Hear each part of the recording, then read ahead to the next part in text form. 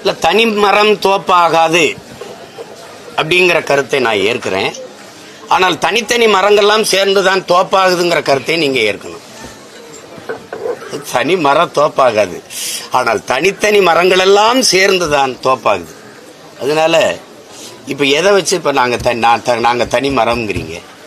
நாங்க பல லட்சக்கணக்கான மக்கள், அதுல வேற தலைவர்களை இயக்கங்களை நம்பி இல்லாம தமிழ் மக்களை, தமிழ் பேரின மக்களை நம்பி அந்த மக்களுக்காக மக்களிடமிருந்தே வந்த பிள்ளைகள், அவர்களோடு இணைந்து களத்தில் நிற்கும் போது நாங்கள் தனித்த மரம் கிடையாது, பெருத்த மரம், பேரினத்தின் மரம். அதனால அதை அப்படி சொல்ல முடியாது.